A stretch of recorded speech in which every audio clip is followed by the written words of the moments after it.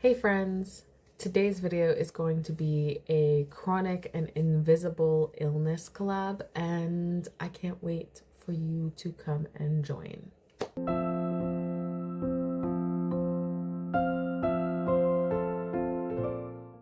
Welcome back to my channel, and welcome if you are new. If you want to join my little book community, hit subscribe and share some love. So I'm going to be reading from my notes because this is a very difficult video to make as I'm already tearing up. No. I didn't want to tear up already, but I am. Okay, so the theme of my video is going to be about anxiety.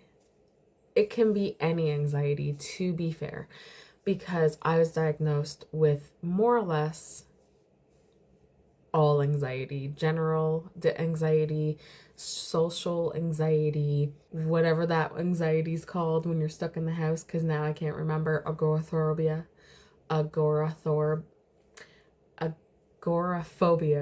anxiety. Any anxiety, this is where we're at. And it is a hard and difficult topic for me to talk about because obviously I don't like talking about myself.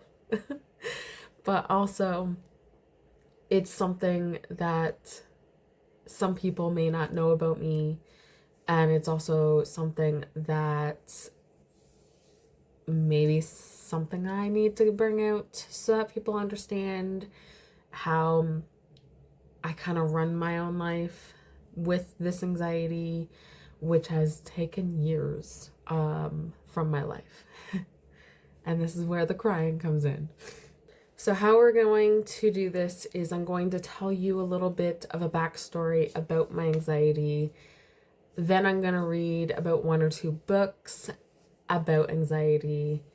And then I'm going to give some recommendations of anxiety books that I've read that I loved and got a little bit more of an impact for some parts of my stuff. I do actually have a song lyrics. I'm not gonna sing, don't worry. You wouldn't want that. Your ears would burn. But I will read off the lyrics of a song that resonates with myself. Here we go. Okay. Growing up, I always felt off with my body. Did not help I have a learning disability and other mental health illnesses, but for some reason I would always have a stomach ache or felt funny when I was around people or on my own somewhere. Before having my children, I was getting tested for random things. I think I went through about 3 x-rays, different medications, and a few other things when finally, when I was 17, after having my second child, my doctor finally diagnosed me with anxiety. It took him that long to realize with somebody with anxiety. I've been dealing with this since I was at least grade 2. I was having stomach aches. I was not feeling good. I would always want to come home. And when I got home, I would always turn on like cartoons. And then I'd start feeling better because my mind was being more or less distracted and I wasn't around a bunch of people. I tried many different medications and counseling, and still to this day, my anxiety seems to win most of the time. To get a glimpse into what I go through, I cannot use my oven. I am the only cook in my house as I do not trust anyone else to not set off the alarm. I can only cook on 1 burner. If I smell something off, I have to clean top to bottom until I find out where it's coming from. And with that, I'm still panicking due to certain smells. Most of the time it is when it comes down to a burning smell. I freak out. I need to locate the smell. And then if I can't find it, I do a bunch of cleaning to feel better about myself. I can't leave my house unless I have someone with me. Most of the time, it is my husband. I have hard days socializing with people to the point where I get very extremely tired. I go through panic attacks when I am waiting in line or just trying to buy groceries. This is all I can really point out because I could go on and on. There is so many things that has truly that anxiety has taken from my life. And it's difficult to talk about because of how much my kids have grown up and how much I feel like they've missed out because of me and my anxiety. To help myself get through some of these things, I do breathing techniques. Some may not work, some may work, but you never know until you're in that situation. And sometimes I have to have my husband with me because there are times where I actually stop breathing and have to be reminded because I don't know what's happening when I'm having a panic attack. My kids tend to help me calm down as well. And then I also readjust my plans to make it easier on me, even if it means I have to reschedule things to another day. Sleep tends to help. If I start shaking, feeling really off, I have to lay down and sleep, or I get so tired from the day's activities and I just need to rest. Distracting my brain by watching TV, that is also something that tends to work. And again, this list could go on. It can be a very long list, to be fair. I am still learning ways to help myself and get myself out of my own comfort zone. But to remember snail steps and to always readjust if I need to does not mean I am not a normal person. It just means I have to live my life a bit different than other people do. So that's one of the things that I need to remind myself. Some days are harder than others, but I'm managing. And the way I look at it is as long as my children are being fed, they're living an actual life, and that I support them the best way I can, then I'm still doing my job. We're going to move on to the song that I want to recommend to you. It is called Anxiety by Julia Michels, and Selena Gomez has a little part in it. My friends, they want to take me to the movies. Tell them to F off. I'm holding hands with my depression, and right when I think I've overcome it, anxiety starts kicking in to teach that shit a lesson. I try my best just to be social, make all these plans with friends, and hope they call and cancel. Then I overthink about the things I'm missing. Now I'm wishing I was with them. Feel like I'm always apologizing for feeling like I'm out of my mind when I'm doing just fine. And my exes all say that I'm hard to deal with, and I admit it. But all my friends, they don't know what it's like. They don't understand why I can't sleep through the night. I've been told that I could take something to fix it. Damn, I wish it. I wish it was that simple. All my friends, they don't know what it's like. Just take a moment. Take a moment to understand those lyrics, okay? It is a really good song.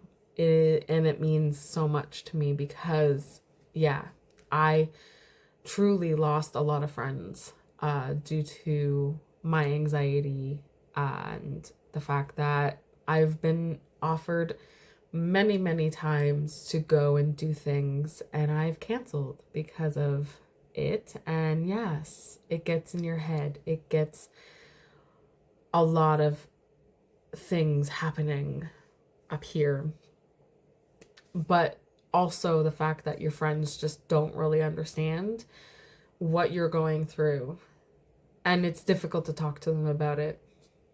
So Okay. We need to breathe.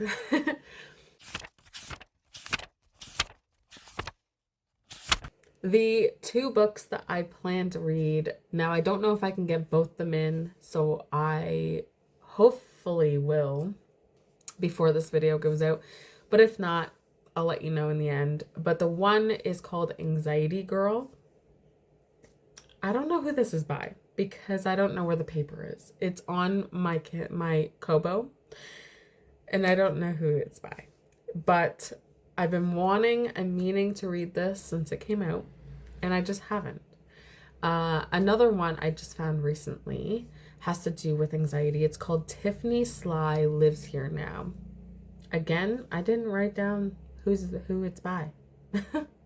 But you know what? We're gonna sit here and we're gonna go and search to find out what these books are all about. Anxiety Girl is by Lacey London. Anxiety Girl says, from best-selling author Lacey London comes the story that everybody is talking about and the critics are raving over. Join Sadie Valentine as she discovers who she really is and learns the true meaning of friendship. Okay. Loving life in the glitzy Shizer village of Alderley Edge, Sadie Valentine thought she had it all. With her best friend Aldo for company, Sadie spends her time sipping bubbles amongst the glittery in her many local bars and restaurants. However, unbeknown to the outside world, a series of unfortunate events cause her a fall into a lonely hole.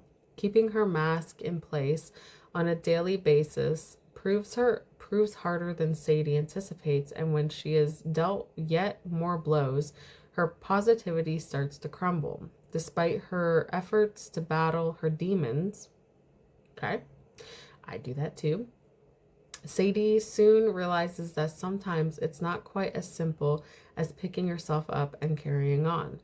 With Aldo by her side, can Sadie crawl out of the impossibly dark hole and take back control of her life? Okay, I mean, I'm here for it. For a little bit in the beginning, I was like, oh, I don't know if I like this. But her having to deal with her demons and try to get her life back to control wise, I'm here for it. I'm here for it. So the next book was Tiffany Sly Lives Here. This one I found randomly. I was just trying to find a book with anxiety in it that I have not read yet. And this one sounded really good. And the cover looks stunning. Like this girl on the cover, you'll see it over here. She looks freaking beautiful. Okay. Dana L. Davis is the author. I've got 7 days to come clean to my new dad. 7 days to tell the truth. For 16-year-old Tiffany Sly, life hasn't been safe or normal for a while. Losing her mom to cancer has her a little bit traumatized. And now she has to leave her hometown of Chicago to live with the biological dad she's never known. Anthony Stone is a rich man with 4 other daughters and rules for every section of the day. Okay? Tiffany tries to make the best of things, but she doesn't fit into her new luxurious but super strict home or get along with her standoffish sister London. The only thing that makes her new life even remotely bearable is the strange boy across the street. Marcus McKinney has had his own experiences with death, and the unexpected friendship that blossoms between them is the only thing that makes her feel grounded. But Tiffany has a secret. Another man claims he's Tiffany's real dad. What? And she only has 7 days before he shows up to demand a paternity test, and the truth comes out. With her life about to fall apart, All over again, Tiffany finds herself discovering unexpected truths about her father, her mother, and herself, and realizing that maybe family is in the bonds you make, and that life means something, taking risks. Okay. On top of reading the Tiffany Sly Lives Here Now synopsis from Goodreads, I did search up what mental health this one has dealt with. And it says that it deals with experiences of significant anxiety and obsessive compulsive disorder. The novel portrays her struggles with these conditions, including medication management, as a way to normalize mental health challenges.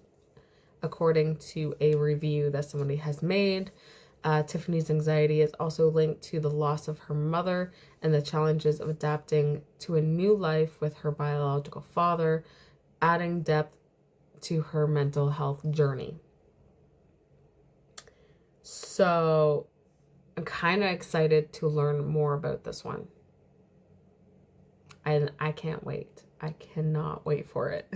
So yeah, I'm going to get into reading these books, and I will be back at the end to share my review. I will put a clip in for all the books that I want to share with you, for the ones I've read with anxiety reputation in it, that I feel is something that you should read if you have anxiety yourself.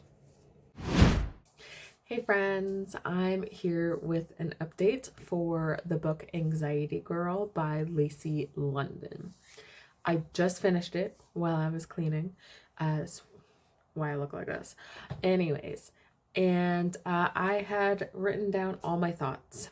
So I'm going to read that off to you so you know how I feel about the book and what I'm rating it. The beginning was promising, giving an effect that the author wants us to be seen with our anxiety. And the way the prologue was made me feel seen. Then we got into the story and I got a little lost with some things, but it did turn around near the end. While I was listening, had thoughts of, oh my God, I go through that too. Or I should really look into going to one of those anxiety groups. Maybe it might help me too. I feel, even though this is written the way it was, not much was resolved in the end. However, I say that, but know for a fact that everyone experiences anxiety and panic attacks very different than I do. I think if I were to rate it, I would give it a 3-star. Mainly because it just, like, the 3-star is the fact of I know what the main character has gone through. Losing your friends that you thought were your friends, but when you go through something horrible or something in your life, then they are never there afterwards. And then finding that one person that will be there for you and support you is another thing that I've learned that I could go through, because my husband is the one that is like the main support other than my kids, obviously. So it kind of felt like I was being seen.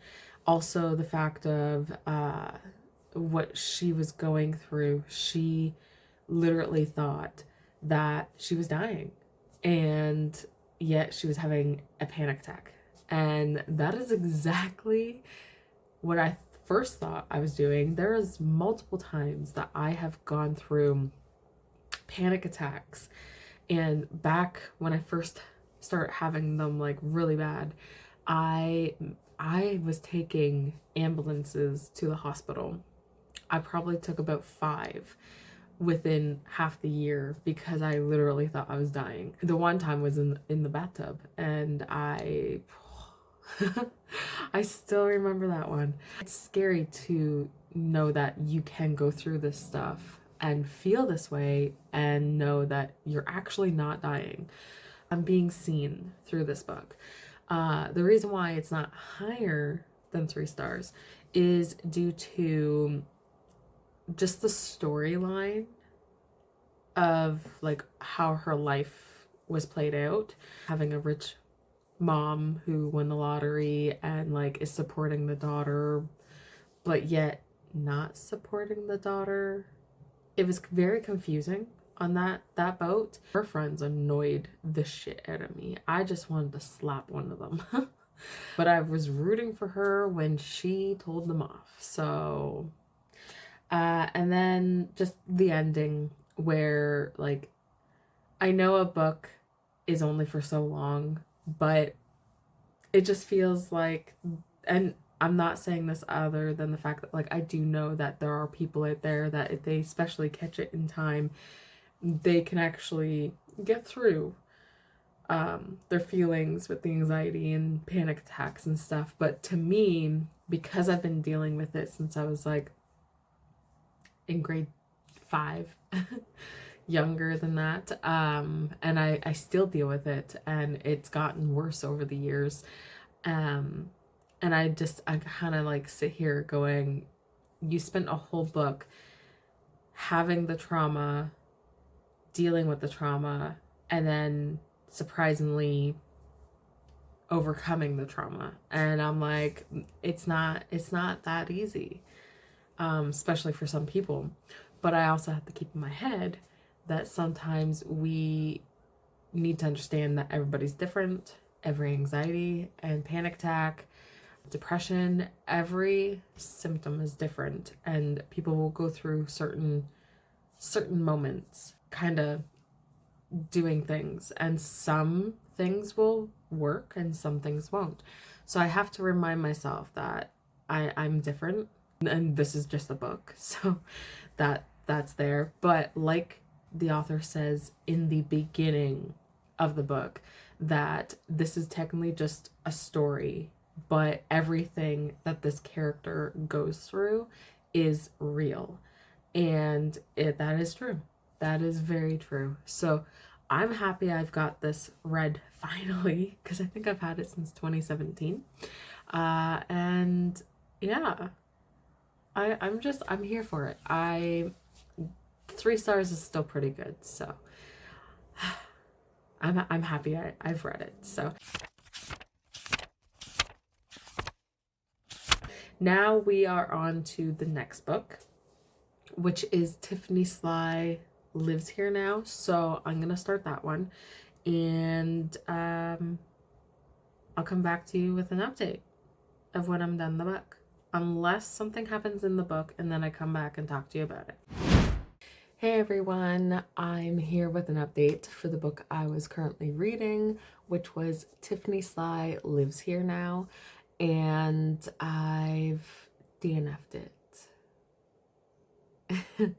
I made it 40% through, but for some reason this week, it's a DNFing week. I have DNF'd 3 books so far this week. I don't know what's going on. I don't know if it's from when I read Onyx Storm and it's hurting my reading wise, or maybe just the books that I was planning to read I'm just not into, which is, I mean, a good thing to know my taste. So I have written some notes, so I'm gonna read those to you. For the first part of the notes, I did write down how Tiffany was on a plane and she would more be thinking about all of the worst case scenarios, which does happen throughout the 40% of the book. And I totally understand this with the mental health, because I too do this exact same thing. I could go in the car and be thinking, worst possible case, what could happen, instead of freaking out. I don't even have to leave my house to think of the worst possible case of what could happen that may not even happen. I totally understand that point, okay? And I love reading about that part, okay? I had to stop what I was reading for a moment to rewind and to show my daughter, because it was hilarious.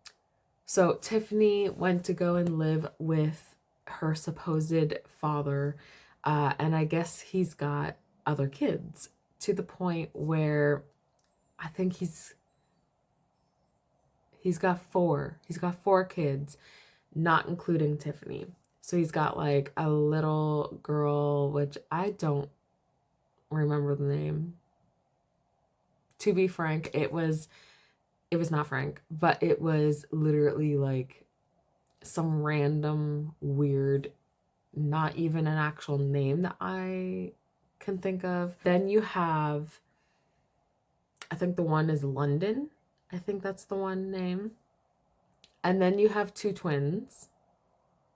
And this is the part I had to stop, rewind, and show my daughter. The one twin is named Heaven. Okay. And the other twin that we first meet, her name's Nevaeh. And that is exactly my daughter's name. And I thought it was hilarious because out of all the books I've read, there's only two of my kids' names that have shown up.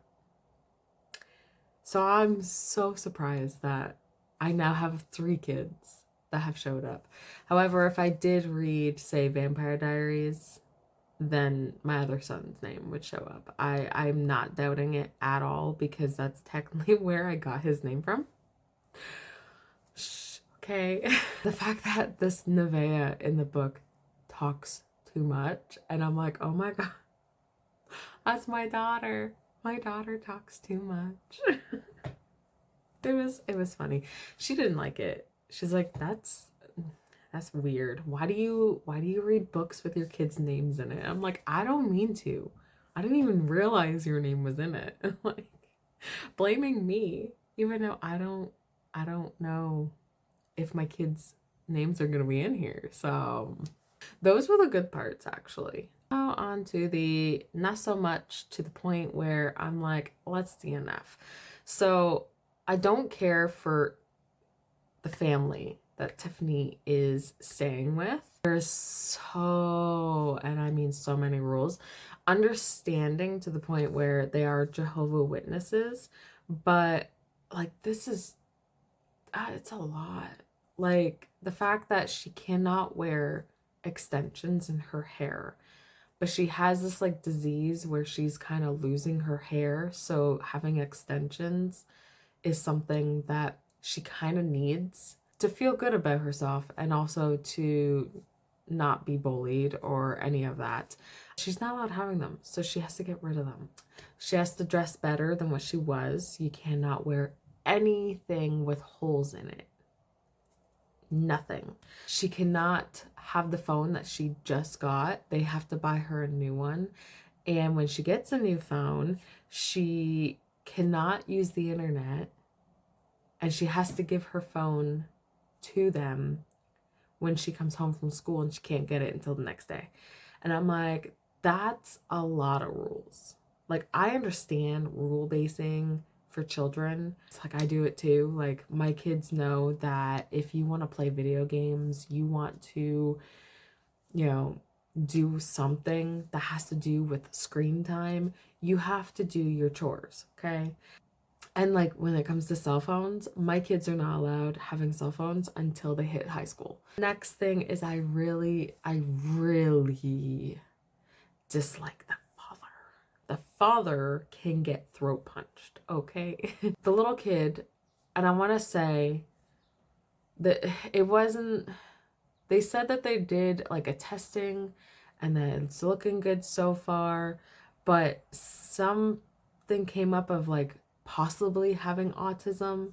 So this little kid possibly has autism, and this father was getting upset with the child because the child wasn't saying what the good thing was for them, because they can't hardly talk either, and got to the point where he was sending that child to their room with no food. And the mother's like, well, she hasn't ate since lunch.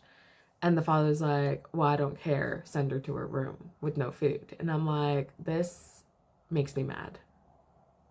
Okay, when you have a child that has autism or any other mental illness, mental health, something to do with like a disability, you do not treat them that way. You have to treat them a certain way. Like, still have your boundaries, but you need to be different with that type of child. Because because we're having this discussion with the fact that we are on the chronic and invisible illness, and I've been talking about my anxiety. My youngest has learning disability just like me. He's got ADHD, and there was a couple other ones, but I've been trying to get him tested for a possible autism because there are certain things that he does. They technically stated that he's got tics, which, yes, I can see that. So you have to be different. Compared to my other children, I can't treat him like I did with them, because there are certain things that he will get upset about. Like if okay, biggest explanation is I would say, hey, you didn't change your shirt. Could you go change your shirt? He's like, but I wore it yesterday. I don't need to change it. And then I would try to talk to him about like, well, you need to change your shirt because it's something that, you know, you have to do every day. And he would get quite mad with me to the point where I then have to go up with him and be like, well, let's just find a shirt that you may like more than the one you got on. So you have to be a little different, because like if I told my other 3 children, go change your shirt, they will literally go change their shirt. There are certain things you have to do with some children, and this father, yeah. Father might not even be her actual father. So like that confused me because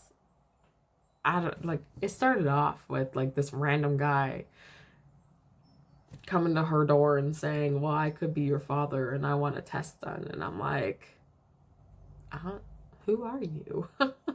I'm like, okay, I'm confused. I'm very confused that I just cannot do it.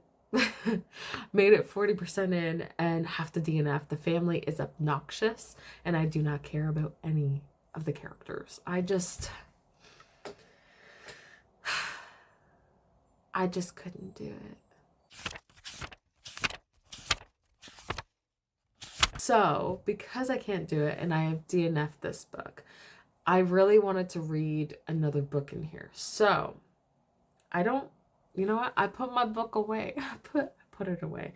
You'll see me read it. But anyways, I did just get the audiobook for Eliza and Her Monsters, which is a reread. And actually at the end of this video, you'll see this book when I recommend some books to you. I'm gonna go and I'm going to enjoy my reread, and I'll come back with kind of like my feelings and stuff about it. So yeah, thanks for listening to me ramble. I went on a little tangent with this one, and I am not sorry about that because sometimes we need to.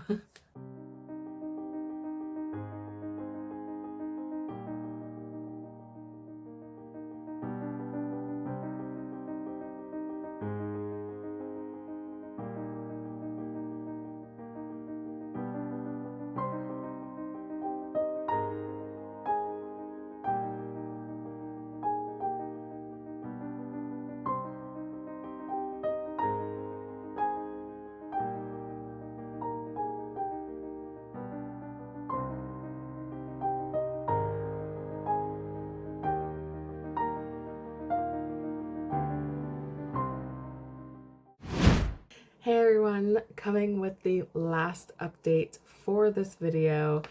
I have read or reread Eliza and Her Monsters, and I'm still gonna be giving it 4 stars like I did before back in like 2017 when I read it. It's still a good book to read. I just forgot how the male character near the end really pissed me off with just what he wanted, demanded. And I'm like, that's not how we play this game, sir. Anyways, I wanted to read you a few quotes in this book. So this one says, "There's a small monster in my brain that controls my doubt. The doubt itself is a stupid thing, without sense or feeling, blind and straining, at the end of a long chain. The monster, though, is smart. It's always watching, and when I am completely sure of myself, it unchains the doubt and lets it run wild. Even when I know it's coming, I can't stop it." So that's all I'm gonna read. But like, it impacted me. Like, I got tears in my eyes, okay? I got tears, and I don't like it, okay? The next one is, "I learned years ago that it's okay to do this, to seek out small spaces for myself, to stop and imagine myself alone. People are too much sometimes. Friends, acquaintances, enemies, strangers. It doesn't matter. They all crowd. Even if they're all the way across the room, they crowd. I take a moment of silence and think, I am here. I am okay." Yes.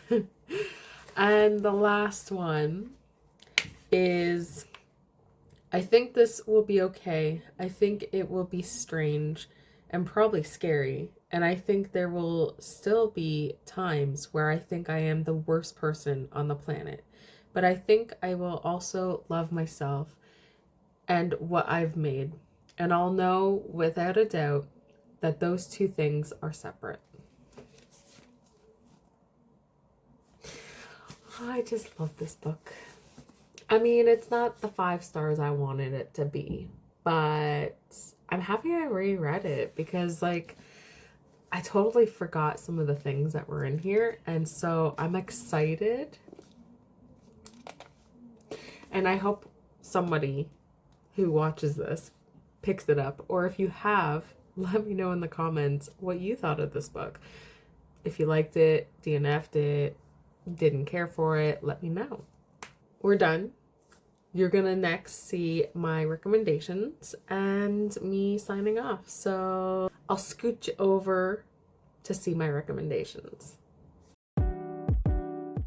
Hello, I'm here to share my recommendations for the anxiety books that have good reputation in them. There are 3 books that I want to share. The first one is in a series, just stating, but this one is the Brown Sister series. So the first book is To Get a Life, Chloe Brown, I believe it is. But this one is Take a Hint, Danny Brown. And this one has a character who openly addresses his anxiety and experiences panic attacks. And the book explores how he manages his mental health and the support he receives, particularly by Danny. This was a really good mental health book for me. I tabbed it. I really enjoyed learning about a male character having panic attacks and having to manage them. You don't really hear that much, especially in real life, or at least you used to. Now you hear a little bit more, but it's still not clear that everybody is dealing with this stuff. So it's nice to have this in a book from a man's point of view. The next one is Eliza and Her Monsters. I really need to reread this one because, one, I have not tabbed it, okay? And the other ones I have tabbed. So, and it's been a while since I've read this one, but I do agree with the fact that this would be a good recommendation, especially for a young adult, like a teenager going through high school who has to deal with anxiety. This would be a good one to recommend to a teenager dealing with it.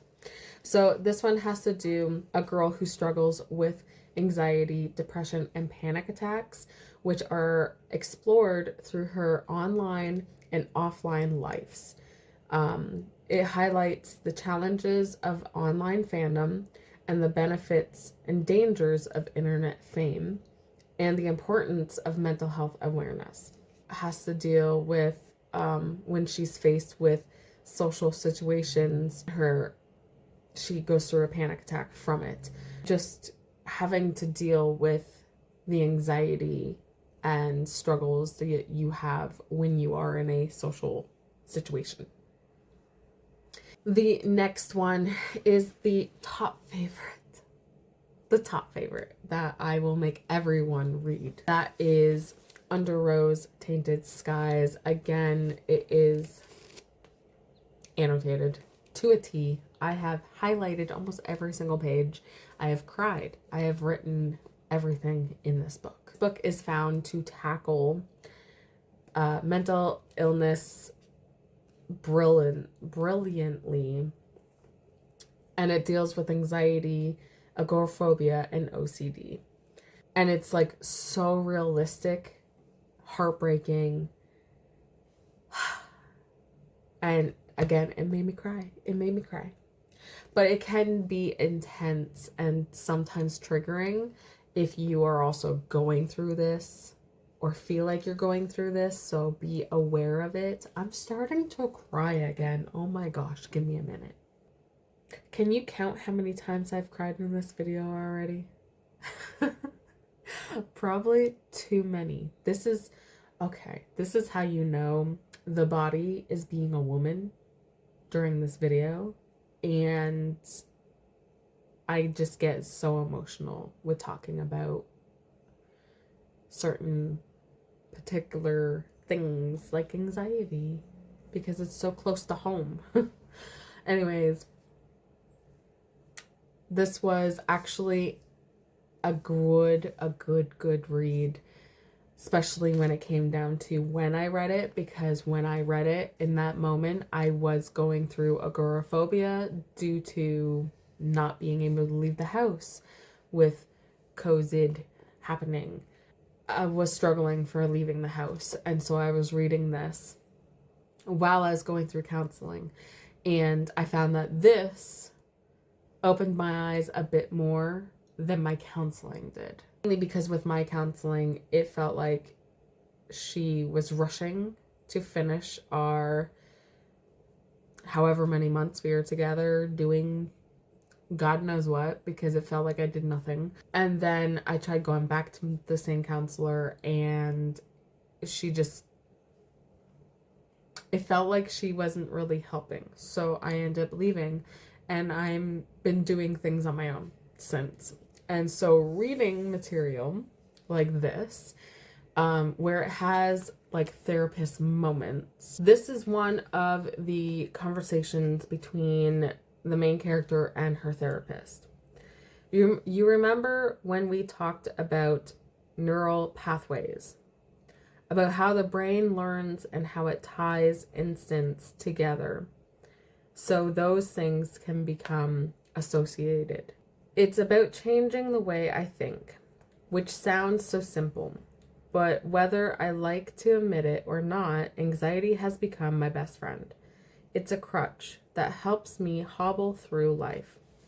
It's the brassy bitch at school that I don't like, but being her BFF makes me popular, or the school bully that I don't really want to be around. But being his friend means I don't get beat up. I don't know how to be safe without it. We're buddies. It's like they say, keep your friends close, your enemies closer. We said we were going to try and change those pathways, right? Nora, the thing about cognitive therapy is it relies on repetition. it would be fair to say that we can't create these new pathways, these new associations, if we're still clinging to the ideas that created the old ones, right? When we talked about how people perceive us, what was it we concluded? Take a deep breath for me. So technically, like, when I was seeing my therapist, when I was seeing my counselor, she never told me about like the pathways and how we can change them, or like just certain things and stuff. So reading books like this, giving a little bit of a hint of what I could learn from a possible therapist, is a nice way to go. So these are the books I'm recommending that you should read if you have anxiety, even depression, to be fair, because they can be linked. Let me know if you've read any of these, if you plan to read any of these. I'd like to know. Thank you so much for being here and listening to my story and everything else. I'm a little awkward trying to close this off because it's a bit daunting to post and be very vulnerable here, but I'm doing it because I feel getting my story out is something that needs to happen. Anyways, all the hearts to my lovely friends, and I will see you in my next video. Have a great day. Bye.